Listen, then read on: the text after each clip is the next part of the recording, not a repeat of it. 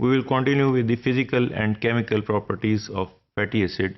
Next property of fatty acid is the water solubility. पहले हमने melting temperature को define किया, अब हम इसको देखते हैं कि water solubility जो है वो कैसे affect होती है with the chain length and with the saturation. दो ही चीज़ों पर हमने define किया था कि ये affect होती है, एक chain length पे इसकी chemical और physical properties या जो है ना वो define करती हैं, चेंज होती हैं with the chain length and degree of unsaturation.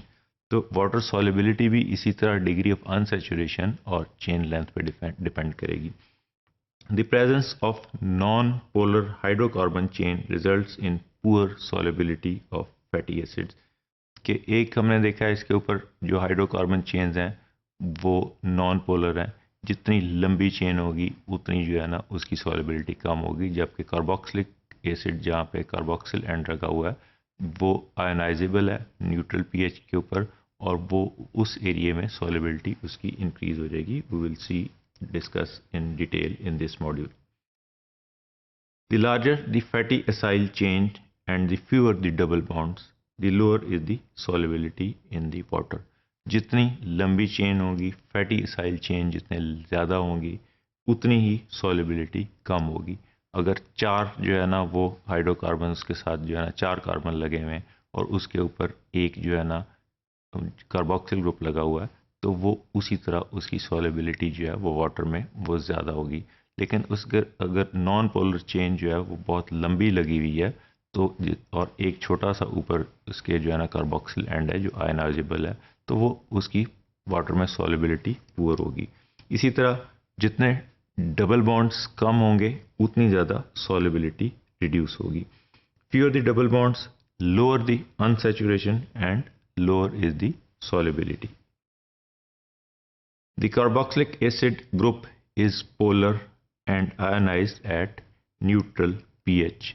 के जो कार्बोक्सिलिक ग्रुप हमने डिफाइन किया था पिछले कुछ मॉड्यूल में डिटेल में कि एक साइड पे दरमियान में लंबी हाइड्रोकार्बन चेन है, एक साइड पे मिथाइल एंड है, एक साइड पे कार्बोक्सिल एंड है.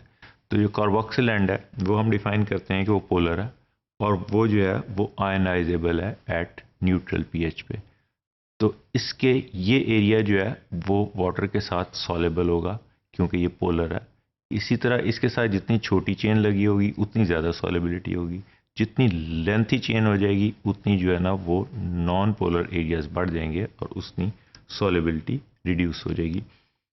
This accounts for the slight solubility of short chain fatty acids in water. कि ये मैंने डिफाइन किया हमने कि जितना शॉर्ट चेन फैटी एसिड्स हैं उतनी उनकी सॉल्युबिलिटी वाटर में ज़्यादा है.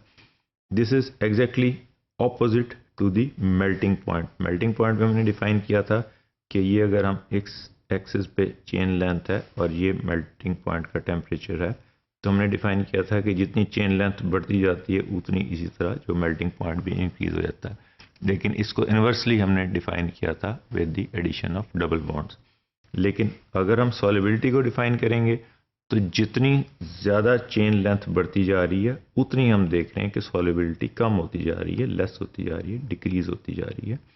तो इट मीन्स कि दीज आर इन्वर्सली प्रोपोर्शनल कि चेन लेंथ के साथ melting point is directly proportional. जितना बढ़ता जाएगा एग्जैक्टली डायरेक्टली प्रोपोर्शनल नहीं है लेकिन जितना बढ़ती जाती है चेन लेंथ उतना जो है ना ये स्ट्रेट चेन डिफाइन वैसे उसी को कर रही है.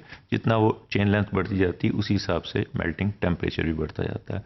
लेकिन जितनी चेन लेंथ बढ़ती जाएगी उतने उसके नॉन पोलर ग्रुप्स जो हैं वो बढ़ते जाएंगे. पोलर एंड जो है उसका वो तो सिर्फ ऊपर कार्बोक्सिल एंड ही है वो एक ही रह जाएगा. नीचे हाइड्रोकार्बन अगर 4 से की बजाय 40 हो गए या 24 हो गए या 34 हो गए तो उसकी सॉल्युबिलिटी उतनी रिड्यूस होती जाएगी. So this is the diagrammatic presentation of the solubility and their correlation with the melting point and the chain length.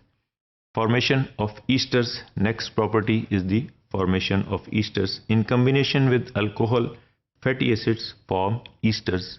ये alcohol, glycerol, sphingosine different alcohols को हम डिफाइन करेंगे डिफरेंटली. यहाँ हम इस मॉड्यूल में सिर्फ ग्लिसरॉल तक रहेंगे कि उसके साथ जब फैटी एसिड्स मिल जाते हैं तो वो ईस्टर लिंकेज बन जाती है और वो ईस्टर फॉर्मेशन आ जाती है.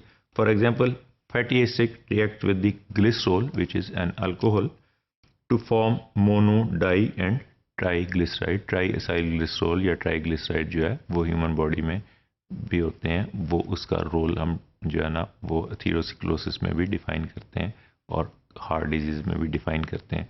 सो दिस इज दी, अगर एक उसके साथ जो है ना ग्लिसरॉल के साथ एक फैटी एसिड लगा हुआ है तो वो मोनोग्लिसरॉल बन जाएगा। इसी तरह दो लगे हुए हैं तो डाई एसाइल ग्लिसरॉल, और इसी तरह तीन लगे हुए हैं तो ट्राई एसाइल ग्लिसरॉल और ट्राईग्लिसराइड्स जो है वो फॉर्म हो जाएंगे। This is the diagram we can see here कि ये ग्लिसरॉल है, दिस इज एन अल्कोहल, ये आपस में लिंक हुई है। अगर ये तीन ग्लिसरॉल्स जो हैं वो आपस में लिंक हैं और इसके साथ तीन जो है, एक यहाँ फैटी एसिड चेन लगी है, दूसरी यहाँ लगी है, तीसरी यहाँ लगी है, तो 3 fatty acids are attach with a single glycerol molecule. ये this is the glycerol molecule के ये 3 कार्बन इसके साथ हैं और 3 ऑक्सीजन और 3 हाइड्रोजन। तो ग्लिसरॉल के साथ अगर एक फैटी एसिड लगा होगा तो मोनो एसाइल ग्लिसरॉल कहलाएगा, अगर ये 2 फैटी एसिड लगेंगे तो डाई एसाइल ग्लिसरॉल, और अगर 3 डिफरेंट फैटी एसिड लगे हैं, डिफरेंट और similar fatty acid 12 chain, 15 chain, 18 chain जो भी लगा हुआ है उसके अकॉर्डिंगली ये ट्राई एसाइल ग्लिसरॉल बन जाएगा। सो this is the Easter formation of the glycerol with the fatty acids. तो फैटी एसिड्स जो है ना ग्लिसरॉल अल्कोहल के साथ जब मिलते हैं तो वो इसकी ईस्टर फॉर्मेशन की वजह से ये ट्राई एसाइल ग्लिसरॉल में कन्वर्ट हो जाते हैं।